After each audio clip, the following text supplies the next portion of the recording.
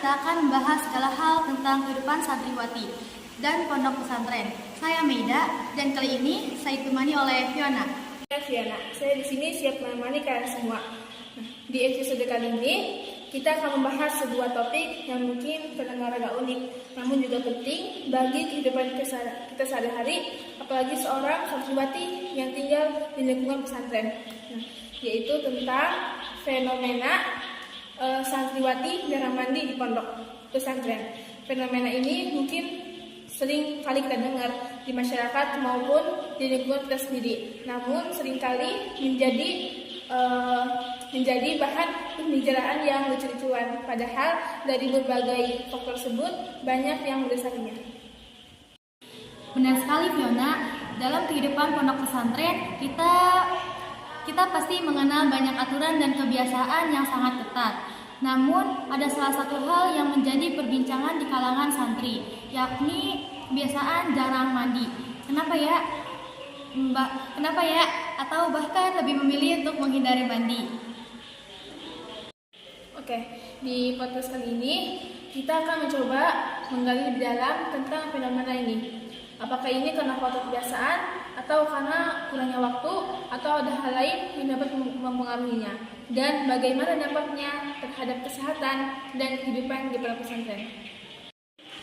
Sebelum kita masuk lebih dalam, mari kita bahas terlebih dahulu apa yang sebenarnya terjadi.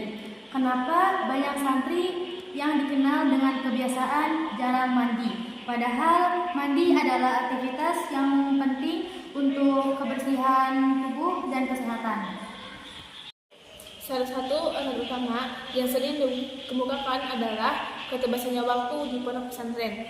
Santriwati memiliki jadwal yang sangat padat, mulai dari sholat berjamaah, belajar, hingga kegiatan rutin yang lainnya, yang menyita banyak waktu mereka.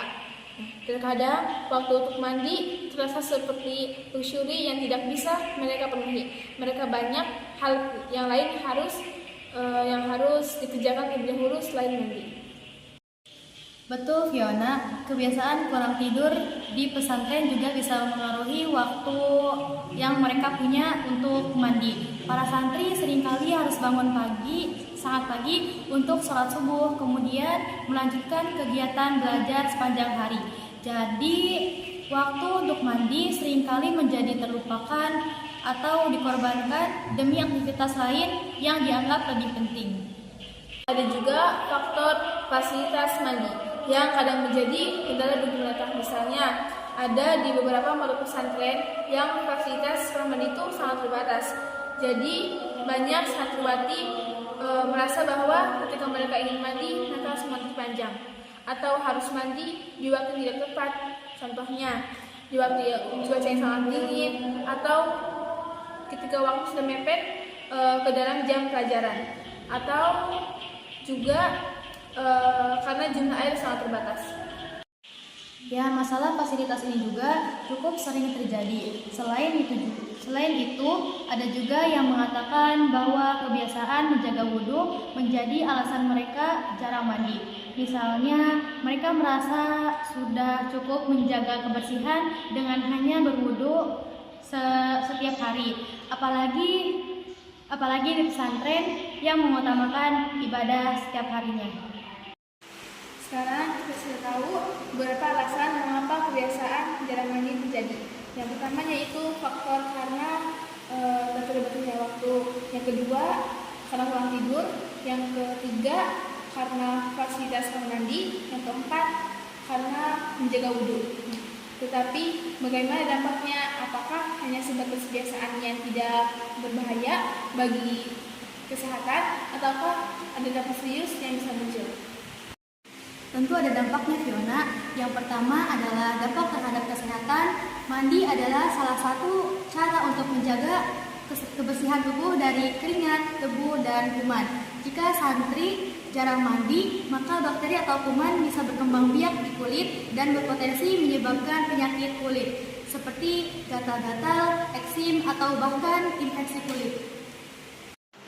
Selain itu juga, jika tubuh tidak dijaga kebersihannya, pasti ada kemungkinan bakal timbulnya bau badan yang sangat-sangat tidak sedap. itu tentu bisa mengganggu kenyamanan bagi sendiri ataupun orang lain yang berada di sekitarnya.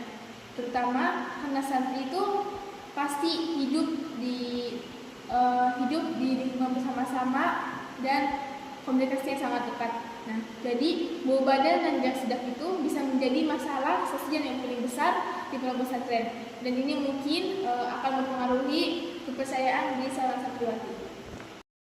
Ada juga dampak psikologisnya loh. Kebersihan tubuh berhubungan dengan perasaan segar dan nyaman. Ketika santri merasa kotor atau tidak bersih, bisa jadi mereka merasa kurang percaya diri atau merasa tidak nyaman saat berinteraksi dengan teman-temannya. Ini bisa berpengaruh pada kesehatan mental mereka. Selain itu, kebersihan juga sangat penting dalam ibadah. Seperti yang kita ketahui bahwa an-nadafatu minal iman, sesungguhnya kebersihan itu sebagian dari iman. Islam sangat menekankan pentingnya bersuci sebelum beribadah. Jika santri tidak menjaga kebersihan dengan baik, ini bisa mempengaruhi kelancaran ibadah mereka. Misalnya, mereka merasa sangat tidak khusyuk dalam sholat karena mereka tubuhnya tidak bersih atau tidak nyaman. Lalu bagaimana Fiona? Kita bisa membantu santri untuk mengatasi kehidupan jarang mandi ini. Ternyata pesantren bisa memulai dengan melakukan pendekatan yang lebih sistematis dalam memperhatikan kebersihan santri. Salah satunya adalah dengan menyediakan fasilitas mandi yang lebih memadai. Misalnya menyediakan air yang cukup dan menjaga kebersihan untuk kamar mandi, dan membuat jadwal kamar mandi agar santri itu mandinya bisa tidak tertib tanpa harus mengantri terlalu lama. Hal-hal kecil seperti ini bisa dan sangat membantu bagi mereka dalam menjaga kebersihan tubuh. Pesantren juga bisa menerapkan sistem waktu mandi yang lebih fleksibel. Misalnya, memberikan waktu khusus setelah pelajaran sore atau sebelum tidur malam, sehingga santri tidak merasa terburu-buru dan bisa mandi dengan lebih nyaman. Selain itu juga Mega, seharusnya para ustadz-ustadzah itu dan pengurus pesantren juga bisa memberikan edukasi tentang pentingnya mandi dari segi kesehatan dan ibadah, dengan pemahaman yang lebih baik tentang manfaatnya mandi. Santri mungkin akan lebih termotivasi untuk menjaga kebersihan dan tubuh mereka. Salah satu cara lain yang bisa diterapkan adalah dengan membuat kegiatan yang menyenangkan terkait kebersihan. Misalnya, mengadakan kompetisi kebersihan antar kamar atau kelompok santri yang tentunya juga bisa meningkatkan kebersamaan dan membuat mandi menjadi bagian dari budaya positif di pondok pesantren. Selain mengatasi kebiasaan jarang mandi, ada beberapa tips sederhana yang bisa kita terapkan oleh santriwati untuk menjaga kebersihan tubuh mereka. Meskipun hidup di pesantren itu pasti dengan segalanya dengan keterbatasannya waktu. Pertama, coba untuk mandi 2 kali sehari meskipun dengan waktu yang terbatas. Bisa dimulai dengan mandi pagi sebelum memulai aktivitas, dan bisa juga mandi sore setelah aktivitas seharian selesai. Ini bisa membantu santri menjadi tetap merasa segar dan nyaman. Yang kedua, semisal waktu terbatas, coba deh untuk menggunakan sabun yang lebih simpel, menggunakanlah sabun cair atau sabun batangan yang mudah kita digunakan. Jangan sampai ketika kita memakai sabun itu membuat waktu kita mandi itu terlalu lama. Nah, jangan lupa juga untuk membersihkan atau menjaga kebersihan wajah. Gunakanlah sabun produk wajah yang nyaman ketika kita dipakai. Dan jangan lupa juga menjaga untuk kebersihan tangan, karena bagian tubuh inilah yang rawan terkena kuman. Juga pastikan untuk menjaga kebersihan pakaian. Meskipun kita jarang mandi, pakaian yang bersih juga sangat membantu untuk mengurangi bau badan, bau apek, dan menjaga penampilan tetap rapi. Dan yang terakhir, coba kita untuk memanfaatkan waktu yang luang untuk menjaga kebersihan. Misalnya, sebelum atau setelah belajar, santri bisa meluangkan waktu untuk merawat diri, seperti mencuci muka, mensikat gigi, atau merapikan diri. Oke teman-teman semuanya, kita sudah menemukan 3 tips sederhana tentang menjaga kebersihan tubuh. Yang pertama yaitu mandi sehari 2 kali, dan yang kedua menggunakan sabun cair atau sabun batang yang tidak memakan banyak waktu.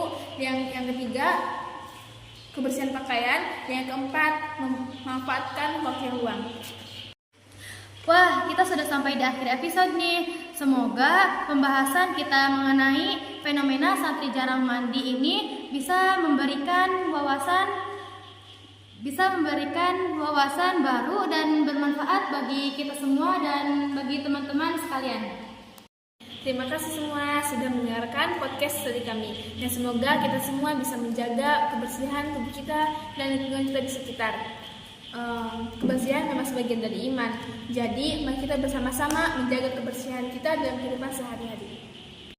Jangan lupa untuk terus mengikuti PPS Podcast Parodi Santriwati untuk topik yang lainnya. Mungkin cukup sekian dari kami, kurang dan lebihnya mohon maaf. Undur